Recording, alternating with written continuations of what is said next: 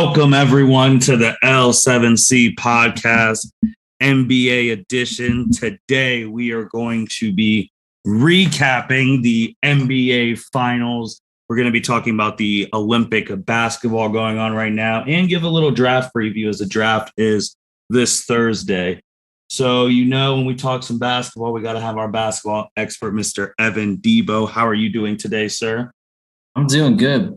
I'm well rested after a week off last week on vacation and back ready to dive into the draft this week. And what a win by the Milwaukee Bucks to watch on vacation, and that 50 piece by Giannis. I know I was rooting for the Bucks in the series. No ill will against the Suns, but I'm doing well. What a finals, what a run, and excited for things to keep moving with free agency upcoming too and the draft on Thursday.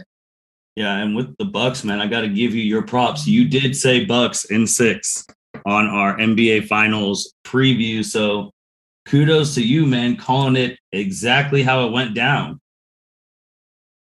Bucks in 6. The Brandon Jennings prophecy comes true. That was kind of I'll be honest, it's kind of somewhat of a joke, like in the first part, like an optimistic joke. Because I wanted to see the Bucks win. I wanted to see Giannis get a ring to him. But and then to just how the series unfolded. There's just so many talking points, Martin.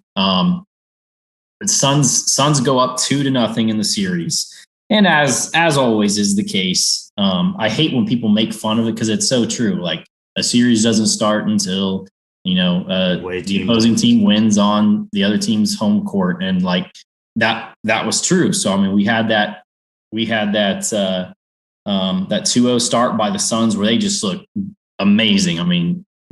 Ayton was eating, Bridges, you name it, Cam Johnson, all the role players were doing role player like things at home, like how they're supposed to be. And then the series shifted to Milwaukee, you had 4 straight wins by the Bucks. Each game had its own kind of theme to it. I'd love to dive in a little bit, but let's kind of work backwards. Okay. And go that route, I think. So your most valuable player in the series, hands down, was one Giannis Antetokounmpo. 35.2 points per game, 13.2 rebounds per game, 5 assists per game.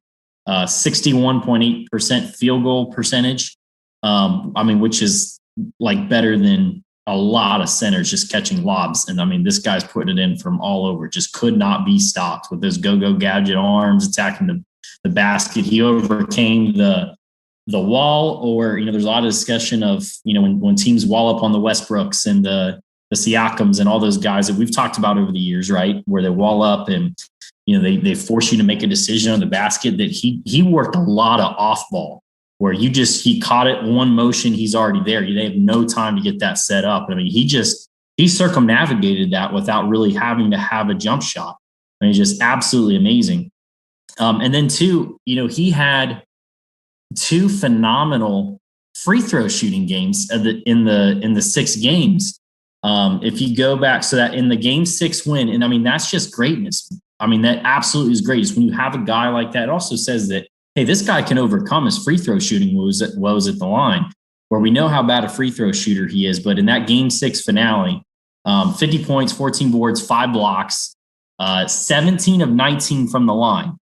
Did you ever think you would see a Giannis game, especially this quick, with how bad the 10-second counts were, how bad he is a free throw shooter, that we'd see 17 of 19 from the line? And then if we back up to that pivotal game 3, you have to win that game because you're down 2-0. The Suns win that game at home. He was 13 of 17 from the line, dropped 41, 13, and 6. Did you see him overcoming these free throw hurdle? That was a large chunk of how they're able to win those 2 pivotal games. The game 3 to get the first one at home, set the tone, and then the game 6 closer. Did you see that coming?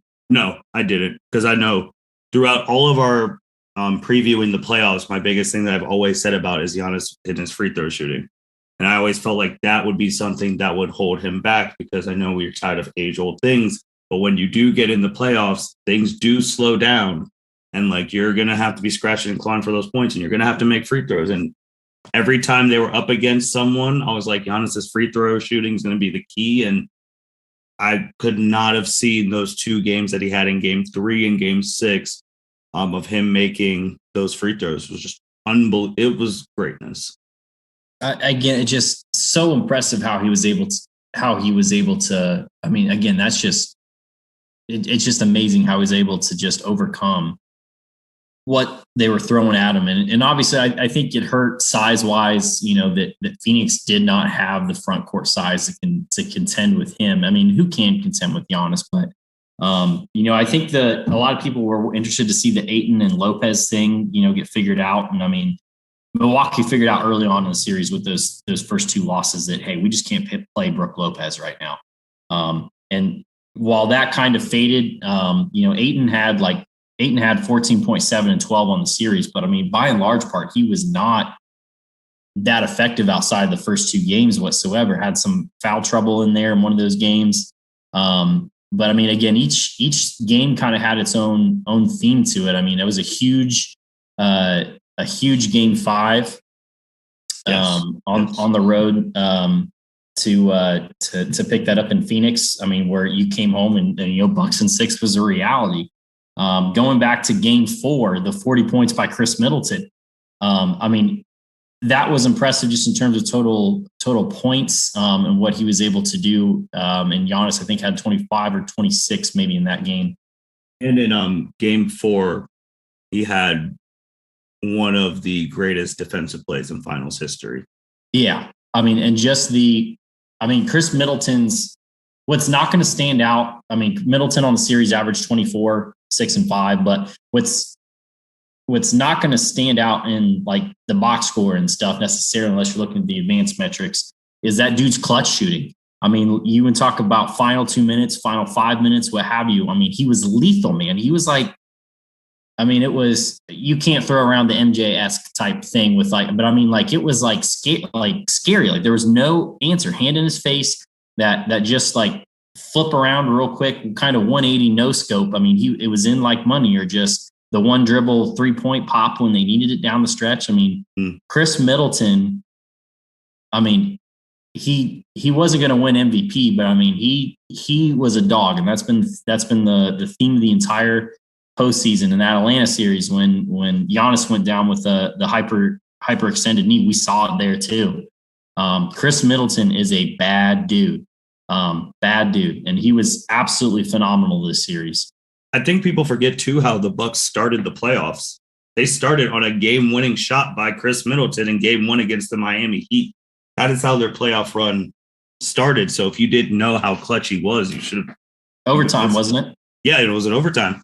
You were missing the whole playoffs thing. I did want to talk about Chris because in that game 6, for most of the game, he was not as efficient as he is. But once it became that final 2-minute game, the clutch shots just started pouring in. And it was just like, it's almost automatic with the guy, especially this playoff run. But I do want to talk about when we talked about game 4 with him having 40, and Booker had 42 that game.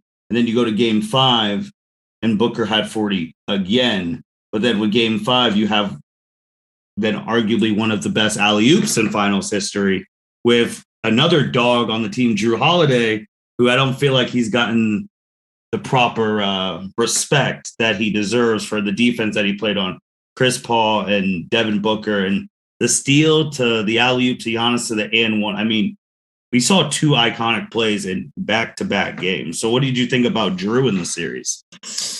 Drew early on really struggled offensively. And he had some games in there where it helped offset those 2 rougher games to start. 16.7 points per game, 9.3 assists, 6.2 rebounds per game. I mean, again, you go from Eric Bledsoe to Drew Holiday. Already, I mean, that's an offensive improvement, especially on the distribution side. I mean, that was for everything that was Giannis being successful in attacking the basket off ball. It was Drew finding him and finding creative ways to get it to him, where he could just either kind of do the one dribble bully ball I'm going to attack the rim, gets the line, or I'm going to just feed him in transition with, a pass that only he's going to get. That lob, I mean, Giannis was calling for it. He even said in the press conference, again, I was calling for it. Like, you got to trust me. And I'm thankful. I mean, that was a risky thing. If it's not on the right spot, that could really, really hurt. So, I mean, that was great. But by and large, Drew Holiday's, you hit it home. Drew Holiday's impression on the series was what he was able to do defensively. I mean, he made the times he was on Booker and Booker got his this series. I mean, that young man, absolutely put out. We knew he was going to just put on a show.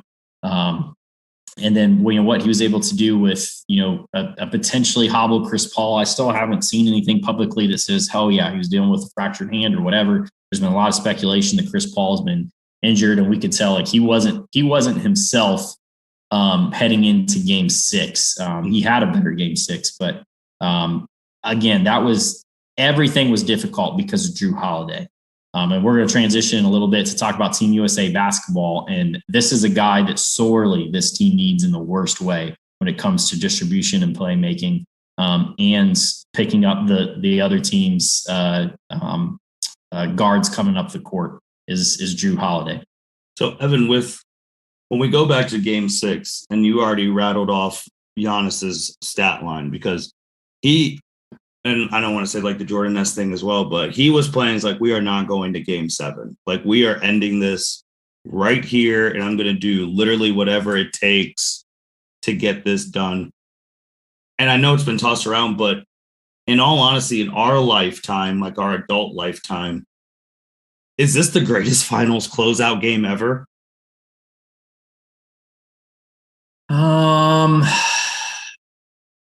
It's a tough one for me. I think it's definitely up there. That Game 7 LeBron game from 2000, was it 12 or 13 maybe? I think it was Game 7. I think the Mike Miller game. That would have been third against the Spurs. Yeah. That's 13, because that's when he had the block on Birdman, right? Yeah. Yeah, 13. So, I mean, like that closeout game, I think was up there. But, I mean, just in terms of, if you're not, I mean, we're on J.R. Smith game, most dominant game up until this point I'd seen of anybody in the finals. You're right, in our adult lifetime span, 10 years or so here. This one surpasses it, just knowing what's on the line. And obviously, if the Cavs get the win there, that's just another notch on LeBron's belt. And obviously he deserves that with that. I mean, he just was so dominant, knowing what was stacked against him with the Durant Warriors and everything else. That one goes at number 2 for me. And this Giannis game is number 1, especially in the last 5 or 6 years. Yeah. And I guess too, with them and them winning and him obviously getting finals MVP. And I know we talked about it when we were previewing the finals, and now only the third dude in history to have an MVP, Defensive Player of the Year, and now finals MVP behind MJ and the Dream Hakeem. And now he's a 2-time MVP, an All-Star Game MVP, take that for what it's worth, Defensive Player of the Year, Most Improved, a champion, and a finals MVP. And obviously the first teams and the first team defenses, it's like he retires right now. He's a first ballot Hall of Famer, and he's only 26. Yep. So it's like, and I know I've heard on podcasts stuff about people taking him for granted and all the things he's accomplished, but with the title now at 26, what does that say about Giannis's resume to you? The most impressive statistic of all that is the age, man. He's 26. It's going to be exciting to see where things go in the next 10 years for him. The challenge is on Milwaukee again to how do we continue to get better, knowing that the Nets are coming back next year. Yep.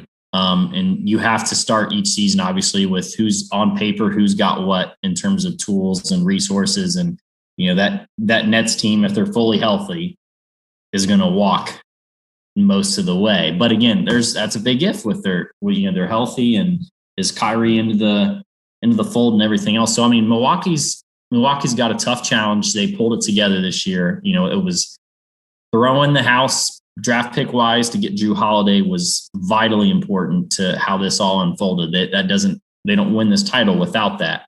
One last guy I want to say that real quick on the last thing on the Milwaukee side of things was Pat Connaughton. They don't win this series without Pat Connaughton. I know Portis had a few flashes here and there, but I mean, it was kind of more of a, it was kind of more help sustain the momentum at home when he had his flashes. But Pat Connaughton came in and he knocked down clutch threes when they needed it, man.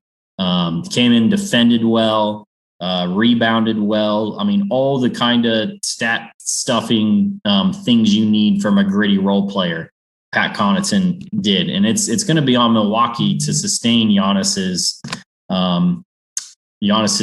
championship window and continue to try to see what all they can do to support him by continuing to find the Pat Connaughtons in the draft and finding really, especially at the end of the draft when you don't have a lot of first round picks and stuff like that, your second rounds, finding those valuable assets to come in that you can help reduce the workload on Giannis and everybody else during the regular season, and then transition that into being role players. I mean, we know that, I mean, they did not have a lot of depth when it came to the end of this. DiVincenzo was injured.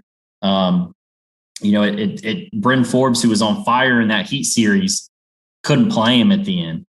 Brooke Lopez, was getting played off the floor when the Suns went small. I mean, they kind of won this finals with like 5.5 guys, potentially 6. It's going to be on them. The age thing, back to your original point with Giannis, that's the most important thing I think that stands out is the accolades are already there. The guy could be done tomorrow, or heaven forbid, have a horrendous injury and have to call it quits.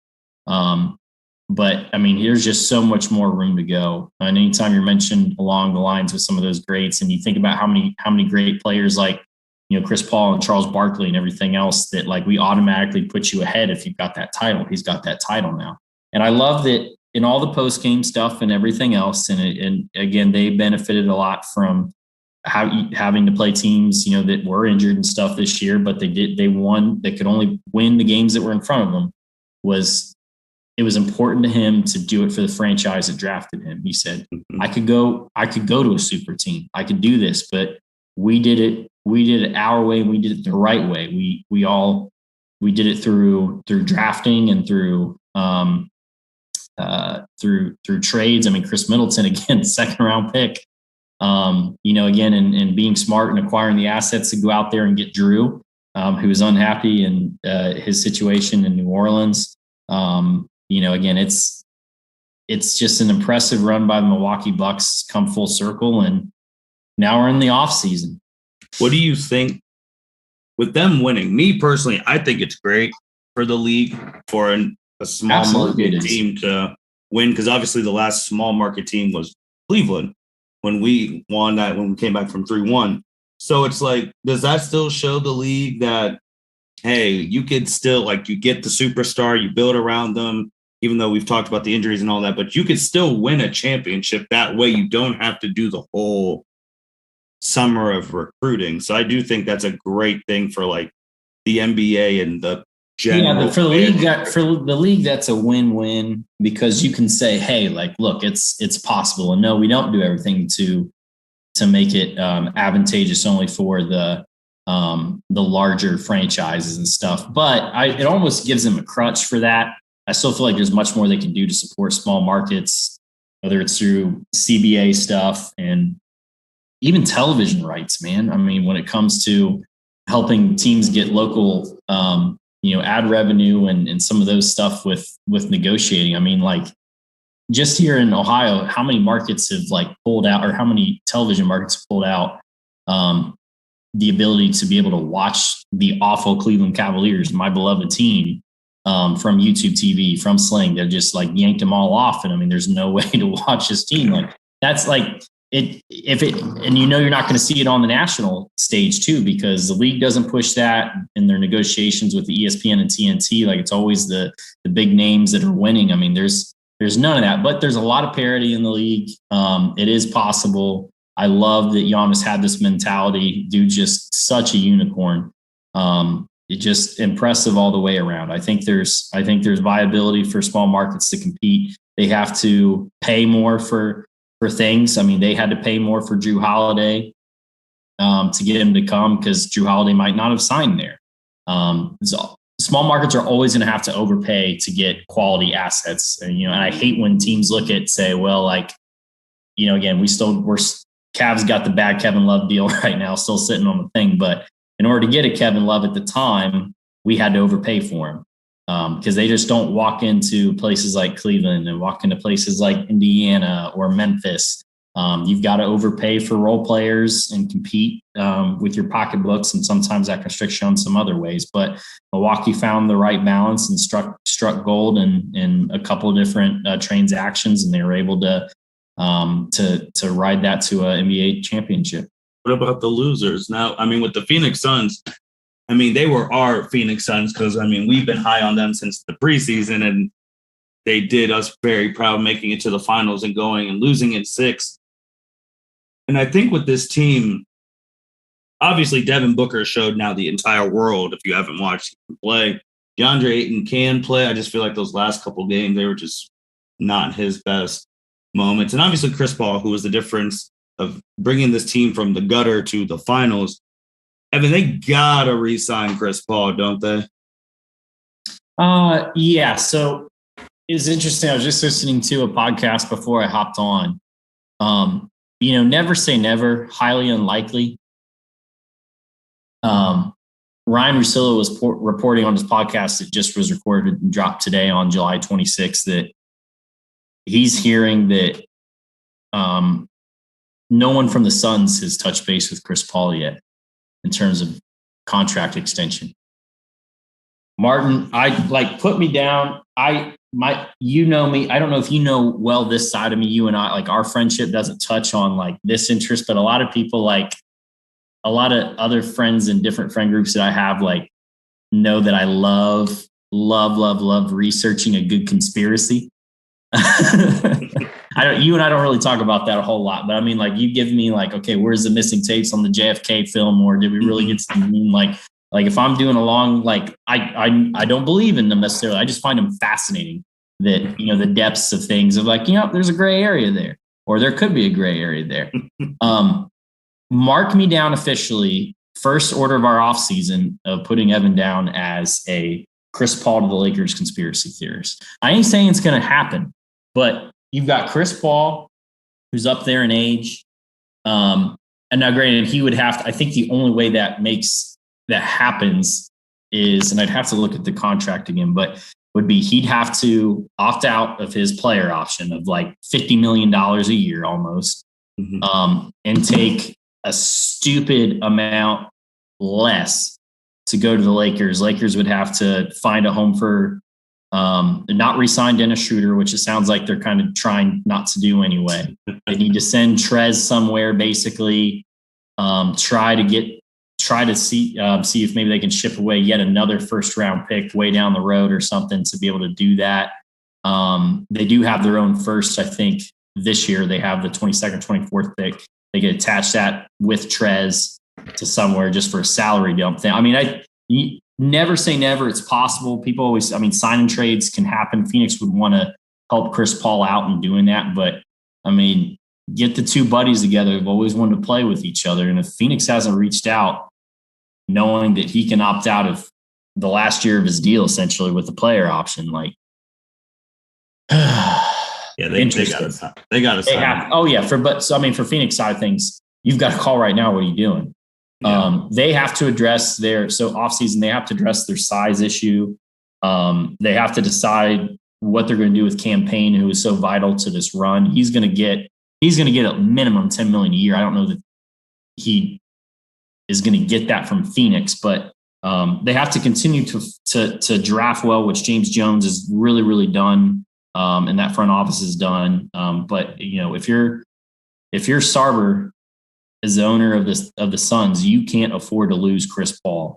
But I think their biggest offseason needs are addressing their front court depth. You can't have Frank Kaminsky being your only backup. And I don't know why Jalen Smith, your first round pick from last year, the rookie out of Maryland, was like just unplayable. Like you couldn't even find 2 minutes for him. Like the Cavs were playing Timothy Mozgov a couple years ago in the finals. Like, I mean, at a certain point, you just got to throw somebody in there to rack up fouls on somebody. When you've got a big like that. So they've got to address that. Another year with Booker and Chris Paul, they'll get some of those things figured out. But I mean, look how many injuries were out there in the West too. I mean, there's no guarantees that they'll be able to get back here, even if they address some of those things. And they benefited a lot health-wise too. That, how many years has Chris gone down with some kind of injury?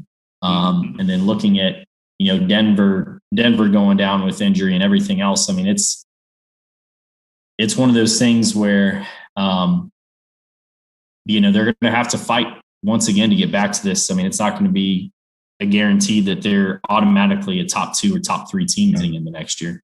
So with the regular season, with the season over now, with championship, I would deem this a successful season. Obviously, like the first full season during the COVID era. How would you rate the season? Do you feel like it was a success for the NBA? Like, what do you think now that this has come to a close and we're going into the off season? I think going into the finals, a lot of people said, hey, like this is going to be a dud because of all the injuries and stuff. We were at kind of like a 7, knowing that we've got through all the COVID stuff, everything else. I think the way Giannis shined in this finals took it to an 8. And the only reason why I don't give it any higher, I can't give it a 9 or a 10, is because of all the injuries this year. It was because that, hey, we had the Lakers were dropped. I mean, AD couldn't stay on the court. And I mean, it just was bad that you didn't have Jamal Murray. You didn't have the fully healthy Brooklyn Nets. You missed out on a lot of great playoff action and, a lot of solid excuses for teams. I mean, legitimately were plagued by injuries with the quick turnaround. So I think that's the only reason why I don't give it a 9 or 10, but I mean, 8 is still a fantastic year. And I really, really enjoyed this finals as a unbiased, just fan of basketball. Again, just with it not being my favorite team, that I just really enjoyed the storylines. I enjoyed the matchups, how Monty Williams and Bud made adjustments, throughout the series and how things ended. So fantastic year.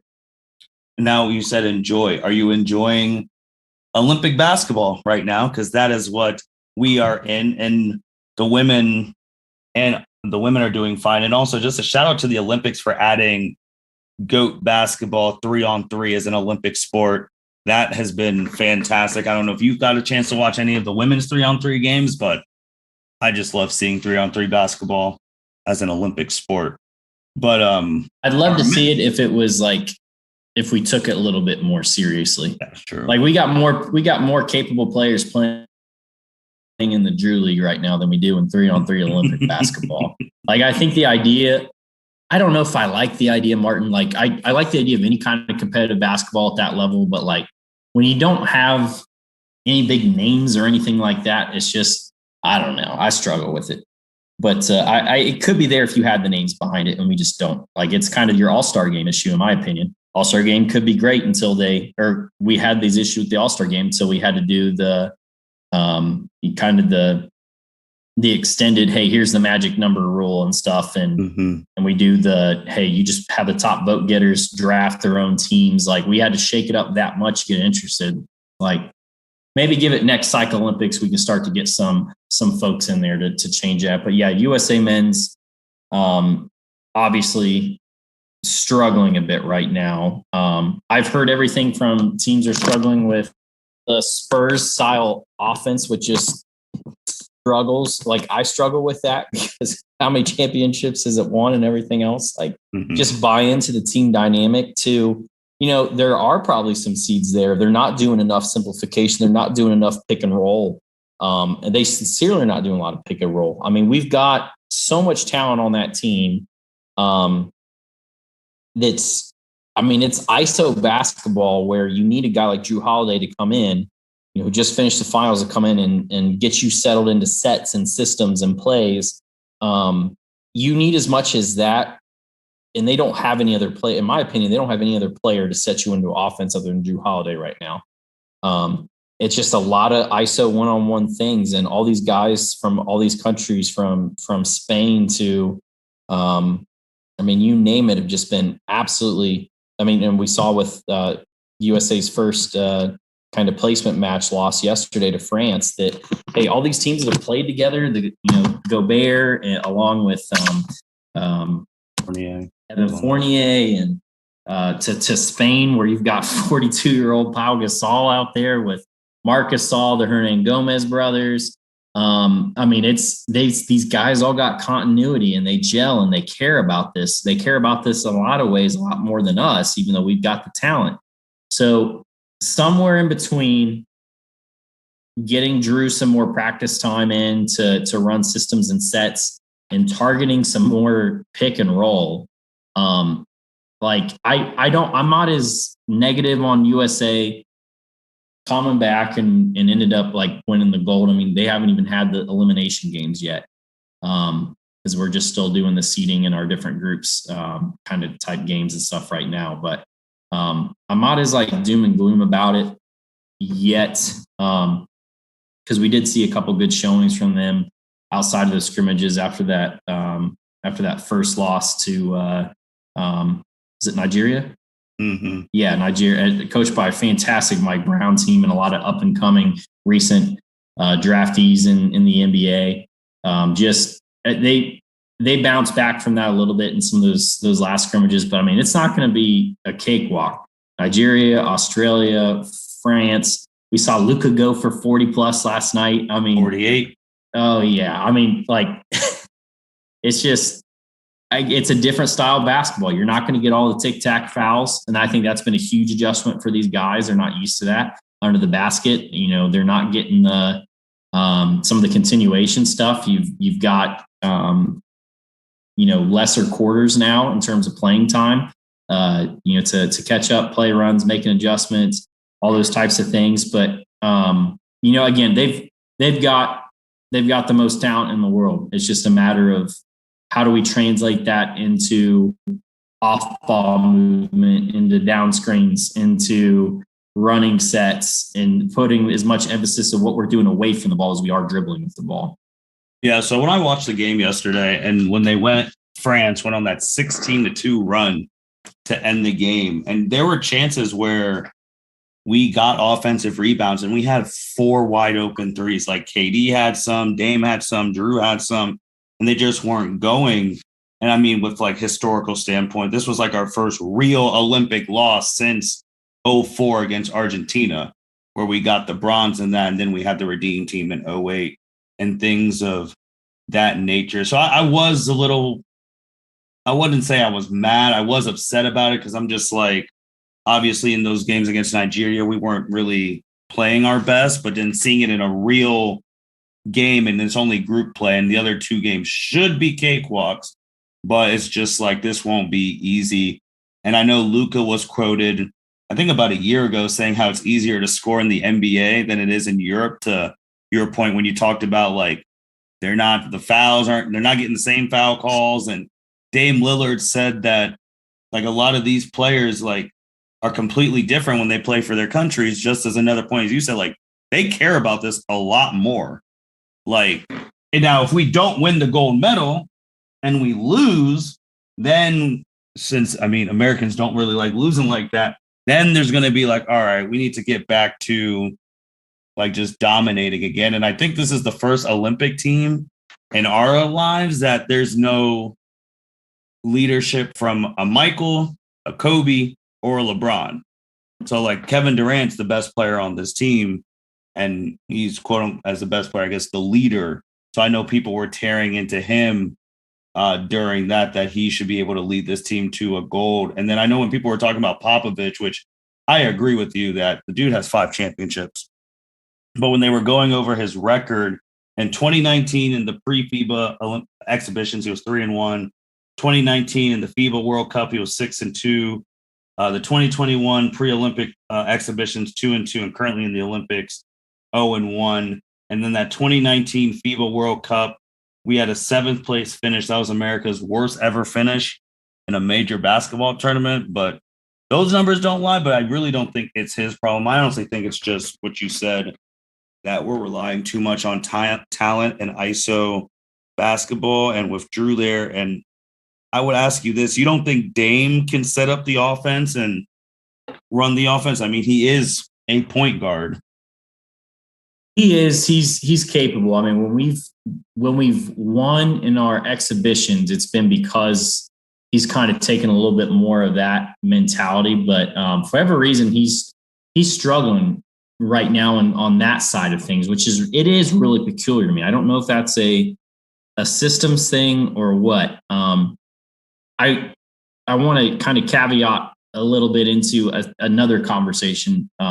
Two more conversations really along the playmaking side of things were the roster selection. So that's been one that's come up a lot. All these players are obviously very qualified, and we're splitting hairs. But when you're looking at, there's only so many cooks you can have in the kitchen. Like, I think that's where your Keldon Johnsons have really excelled, where he's been promoted from the select team on, and had a phenomenal last exhibition game for us against Spain. Was, hey, he knows he's coming in. He knows he's going to be a role player. He knows he's going to be in the dunker spot, catching drop-offs and hitting the corner three and everything else. That, like, how do you feel about the selection side of things? That, maybe was it too heavy and just going out trying to find a bunch of alphas? And we are missing still a lot of alphas. There's no Kyrie Irving.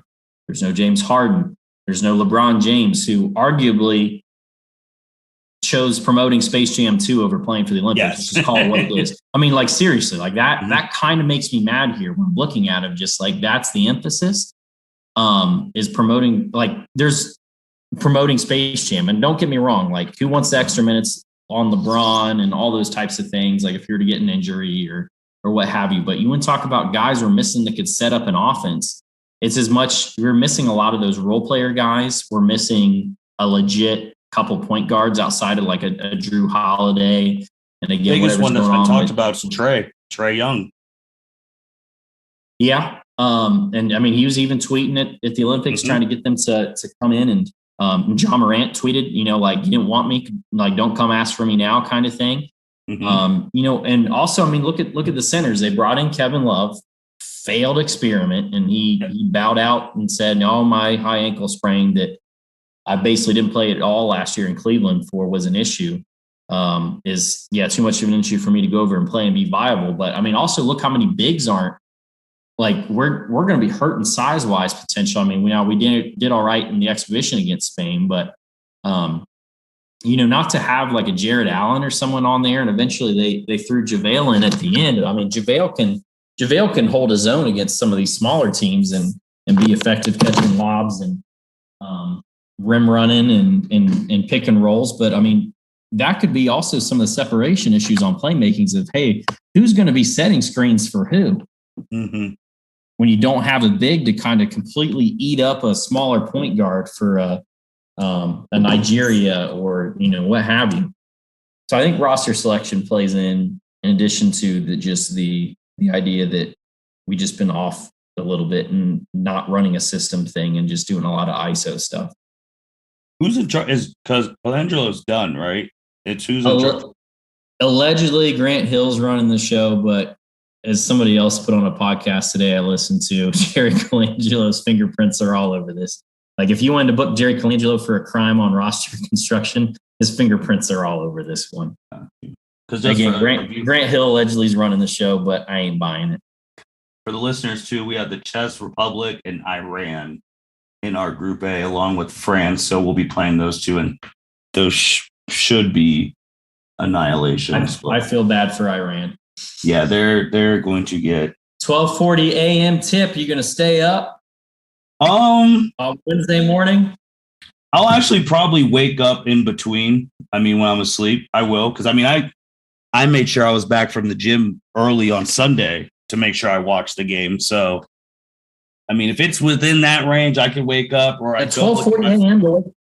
I'll do it. I'll wake up. I'll do it. I'll watch a little bit and then go to sleep and then catch the recap the second half of the game. I mean, I need to at least see them up by 30 before I go to sleep. So just saying with that. And while they're over here playing, Evan, we actually do have some NBA stuff here in the States. We got the draft. Like, I feel like it shot up super quick.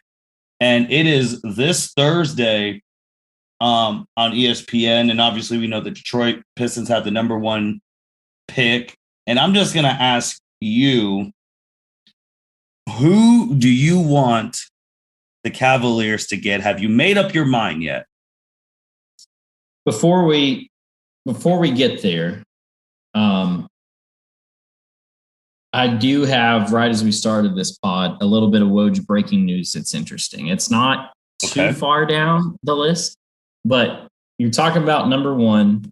You're talking about Cade Cunningham's only going to work out for number 1. Yep. Woj tweets about 40 minutes ago the following: Detroit's internal meetings are still revolving around 3 players for the number 1 pick on Thursday night. Cade Cunningham, Jalen Green, and Evan Mobley, sources tell ESPN. Detroit isn't fully there yet on committing to Cunningham with their first overall choice. Do you believe that? Martin, what's the point of the tweet? Even if it's a due diligence conversation for Detroit, Woj doesn't make this stuff up unless it's like LeBron and he's guessing, because he can't break LeBron's camp for any information whatsoever. And Clutch hates him, like with a passion. Like Clutch absolutely hates Adrian Wojnarowski with a fiery, burning passion. So they'll get nothing from any of their players and stuff over time. But what's the point of that tweet if that's not the case?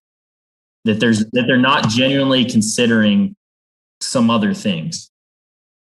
I honestly think from a media viewing standpoint, to create buzz.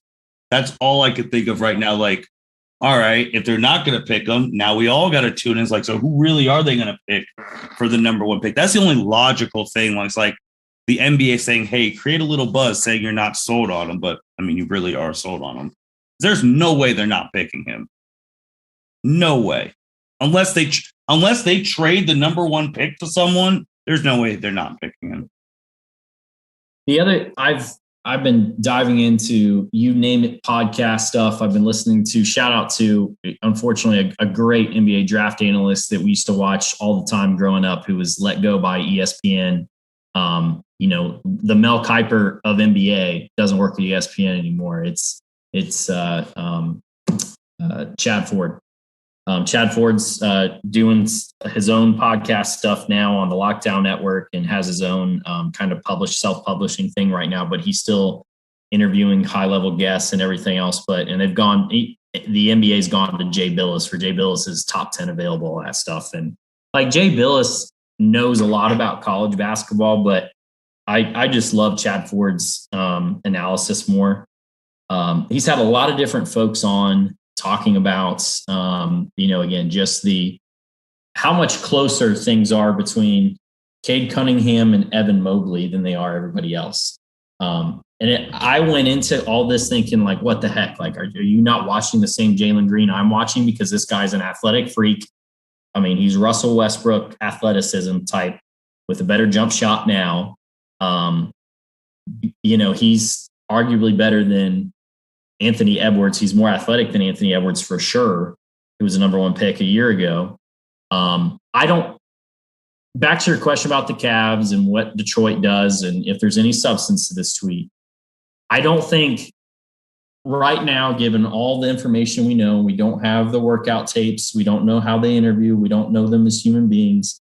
I think these 3 are clearly the top tier of draft prospects. And I don't think any team can go wrong with picking them. I mean, obviously, by the time it gets to the Cavs, it's like Pokemon starting out, man. Like, somebody's going to pick a Bulbasaur, somebody's going to pick a Squirtle, and like you're left with whatever you're left with, and it's going to be good. But like, it's no different there. I mean, I'll be thankful if I can have, as for the Cavs, any of those 3. We'll get it figured out. You've got to take the best prospect available. There's been a lot of buzz about, and as teams do, about fit and who fits where and what have you. But this is just such an interesting wrinkle that people are changing on the Cade side of things now. Like, I'd love, like, for the Cavs, like, I'd love to have Cade. I think he could work with I'd love to play him a small forward in kind of a LeBron distribution role at 6'8". Kind of somewhat like if Philadelphia with Ben Simmons actually had guards, what you could do with him and have him work as much kind of off ball stuff. But I mean, I'd love to have any of these three players, but it's interesting that comment in that tweet isn't fully there yet. I mean, Martin, it's July 26th. Mm-hmm. July 29th is the draft. Mm-hmm. We've had how many months of build up and interviews and everything else? I think Jalen Green just worked out for Detroit in the last 48 hours I saw on Twitter. It's just fascinating to me.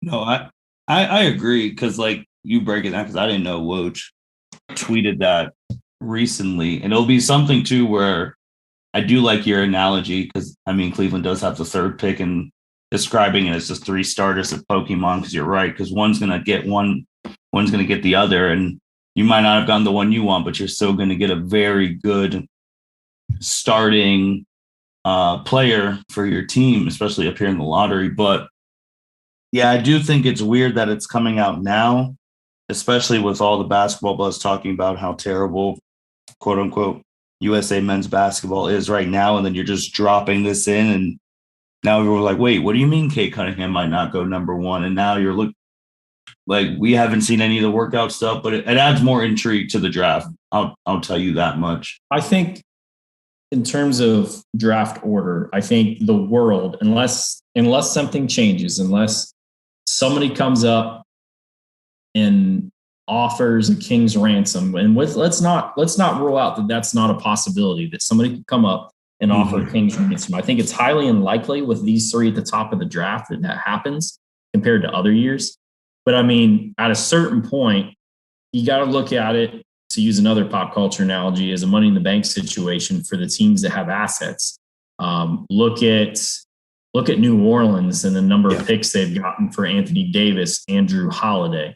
And obviously the king of kings when it comes to draft picks, the Oklahoma City Thunder, can say, hey, here's the house for Cade Cunningham to pair with Shai Gilgeous and Poku and you name it. It's possible. I mean, those folks can come out of the woodworks last second. They can play it close to the vest and then come up and say, you know what, we want, like, if I'm Oklahoma City, I mean, again, it's just, you got to put on the hat of the franchise you're on. If I'm Oklahoma City, I'm giving my godfather offer to whoever's in a position to draft Evan Mobley. And I want Evan Mobley and Shai Gilgeous-Alexander in terms of, you want to talk about fit, you want to talk about, a lot of people have talked with Mobley. His floor is the highest floor of any of these three, because there's a lot of, but I mean, his ceiling might not be as high as a Cunningham on in terms of distribution versus what Mobley brings to the game, or potentially what Green could be. Green could potentially be a 25 to 30 point scorer. Again, there's a lot of things that are going to be worked out in the next 72 hours, but that's the first Woj bomb we've had this week on a Monday, man. It's interesting to me. Well, I think with that, I think Mobley is going to Cleveland. So would you listen, if you're in the office, are you going to listen to Oklahoma City about what you just said about the picks? I'd have to look in to see they've got so many freaking draft picks. I'm not entirely sure. The one thing for Cleveland, a couple of things going on. What makes sense from an organization's perspective doesn't make sense for a GM perspective for the Cavs right now, because Kobe Altman's playing for his job. Mm-hmm. And that's not a play for your job move, is to kick this down the road another year, say, hey, we're likely not going to compete. But I think there's something to be said. If there's a number of picks, I don't know what that looks like. And it obviously depends on teams and stuff for projection with what they got. But as you recall, I believe next year is the double draft. So where high school kids are eligible. And so you're going to have your college and G League crop that we always deal with. And then now you're going to have 18-year-olds straight out of high school for the first time in years. I mean, that's going to be a very worthwhile draft that, 10 years from now, we're going to be like, oh my gosh, like, it's just amazing. But if I'm in the seat right now, I'm going to probably lean more towards the Kobe Altman thing and say, I need Evan Mobley. I will not move off of him. And that's not a stance I would have taken a couple weeks ago. I was much higher on Jalen Green. I mean, granted, like if Houston or somebody takes Evan Mobley head, I'm going to be really happy with Jalen Green.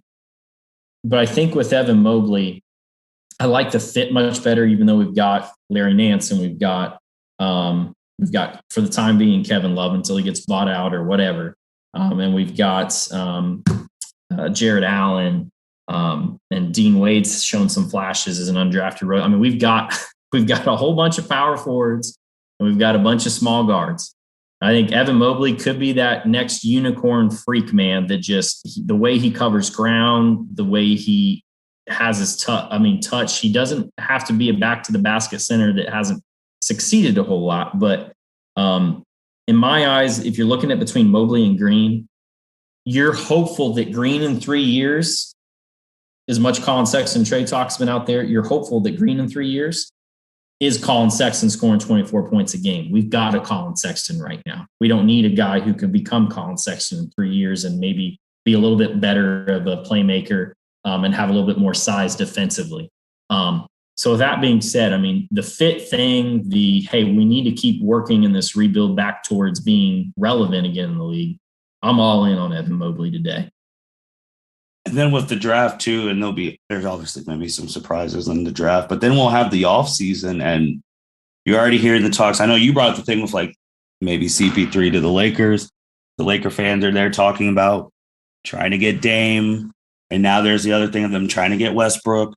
Obviously with Kawhi, we'll see, like he's coming off an ACL, if he's going to just re-sign with them or if someone's going to make a push for him, or with maybe trading some of these picks for players that might happen on Thursday. Like, what are you expecting to see at the start of the offseason? And obviously one of the pastimes is seeing people get ridiculous contracts. Like, what are you thinking you're going to see once that thing hits Monday or whenever the offseason starts? Yeah, Monday at 6 p.m. Eastern time. Mm-hmm. I think we're going to see craziness. And, for a lot of these players that hang in the balance, like the Ben Simmons trade we're waiting on, that all but seems like it's going to happen. All these things depend on teams. Again, like you want young assets, you want draft capital. Even if you don't want it, another team wants it. So if you're trying to work out a 3 trade, or maybe you don't have picks, you need to get picks from somebody else to put towards to get a Ben Simmons or a Dame Lillard or something like that. You want to be able to either be in that spot or give somebody the spot to be able to make the picks themselves. So in theory, we could have absolute craziness in the next 72 hours on, Ben Simmons finding a home, or, again, something happened with Dame Lillard. But, to the free agency option again, we've got Kawhi Leonard who basically can't play all next year, who's got a player option he could decline. Chris Paul has a player option he could decline.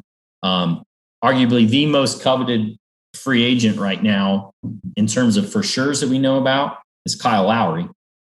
There's been a lot of linkage to him to the Pelicans. A lot of linkage to him going home and playing for the 76ers.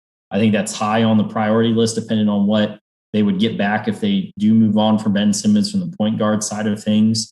I've even heard, I don't know how the money would work, but I've even heard of reuniting the Toronto guards in LA with DeMar DeRozan and Kyle Lowry. DeMar's a LA kid. I mean, that side makes sense. Obviously, Kyle and DeMar were devastated when they got traded up. You got Mike Conley, who's an unrestricted free agent. John Collins has been matched already. I think New Orleans might end up letting Lonzo Ball walk. I don't think they're willing to pay him what some teams are going to come out of the woodworks to pay him. And I've seen a little bit of Lonzo Ball jump shot improvement just with some offseason workouts. Dude, I'm okay. You're rolling your eyes at me now, but watch out for Lonzo Ball next year. I don't hold those offseason things for anything, because Ben Simmons was hitting Steph Curry shots this summer and it did not pan out the same. I think Duncan Robinson's going to get paid a whole bunch too. Norman Powell, great combo guard. I mean, you want to talk about a team, if there's a way to do some movement around to add a Norman Powell to like a defending champ Milwaukee Bucks, or something like that, I think that's amazing. I think the Cavs are going to have to pay up to keep Jared Allen. Toronto and some of these other teams have been hard after the idea of a center like him. I just think we're going to see absolute chaos between now and then. I think you're going to see it now as opposed to later because teams want to be able to pick the players they want to pick with those high picks. Again, like what the Cavs are looking at with Evan Mobley is completely different, allegedly, than what the Houston Rockets are looking at with Jalen Green. And that can be all the difference between, hey, we're not interested anymore, or we are interested because we have we're in the driver's seat to be able to make that pick ourselves.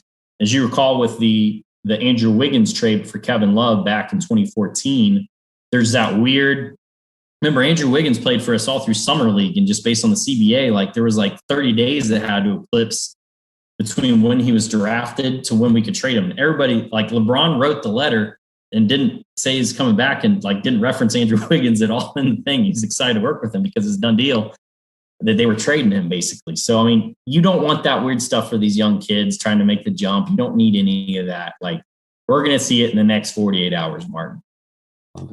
Evan, any other basketball things you want to hit on? This has been a very detailed NBA pod. Anything else that we missed? Give me one draft sleeper. We've talked about the big three. A lot of people presume that Jalen Suggs is going to Toronto at 4. And then after that, I think it's kind of a crapshoot. Who is your next? If you've got the 5th pick, let's assume that those are the first 4 off the board. If you're the 5th pick with, I think that's the Orlando Magic, and you're looking for, I don't care what the rankings say. I don't care just based on maybe size, scheme, metrics, what have you. Of like, if you look back, let's frame it this way. If you look back in 5 years and say, holy crap, this guy who went 13 should have been number 3 or should have been number 5 or what have you. Who would be that sleeper? I don't even know if he's a sleeper. I just feel like he's not getting the publicity he deserves, and that's Mr. Barnes. I don't consider him a sleeper. He's going to be in the top like 6, but it's like it's those 3 and then everyone else. But I think Scotty's going to be really good. I mean, if he goes 5th, it'd be to Orlando. If he goes 6th, it would be to Oklahoma City. But I feel like people are underestimating him from Florida State. He's not really a sleeper, but he's not really getting talked about. So he's like I think he could go as high as 5. I think his at minimum his floor is higher than the risk of who's the G League kid? Jonathan Kuminga. I think Kuminga's upside as an all-star potential is way higher. Just again, because he can score a lot better than that. But I mean, the playmaking abilities really stood out with me with this young man from Florida State. And you take it back a year ago, and this is kind of your Patrick Williams pick, isn't it? Very similar concept. You're like, holy crap, we've got like a 6'10" dude over here who can handle the ball and defend and distribute a little bit. Like that's how Patrick Williams shot to number 4. I think he could go 5. I'm going to use a cop out and say that also will be my somewhat sleeper pick, but also the real one I'll put over top of him for the time being is James Bouknight. Okay. I think that dude's just a bucket getter. This league's about getting buckets. I think that this could be granted he had a down year this year, but a very Tyler Hero type pick where you're like, holy crap, a very, who's the kid with the Kings? Martin, help me out. Halliburton. Is it like this is your Tyrese Halliburton type guy where you're just like, yeah, we should have gotten him. And there could be plenty of teams back in the draft too that could trade up to get both those guys. I don't know that I see Golden State taking a stab at either of those guys, with their first pick, but who knows? That's another interesting wrinkle too. Martin, we could talk about this for another hour, man. I'm incredibly excited to see how things go. I mean, I love that basketball's a 12-month, 4-season sport. And this is evidence of it with starting with the Woj tweet. So. Oh, I know. And we could go another hour, but we won't have to worry about that since we will be talking about the draft after the draft happens. So Listeners, be sure to follow us on the Twitter. Follow Martin individually at MNA00. Is that correct? That is correct. And then myself at Evan Debo PR at Evan Debo PR. We'll love to chat with you guys on Thursday evening, just going back and forth, listening to picks. Like and subscribe to the pod. Help us cook those books, as they say. Like, subscribe, unsubscribe, then resubscribe. So we've got good metrics. Got to pay the bills around here. Not really, but we do this for fun and for the love of the game. But we're excited, and hopefully we provide a little bit of context on a off-season primer here. I really have nothing more to add to that closing. That closing was great. So with that being said, thank you everyone for listening to the L7C podcast. You guys take care.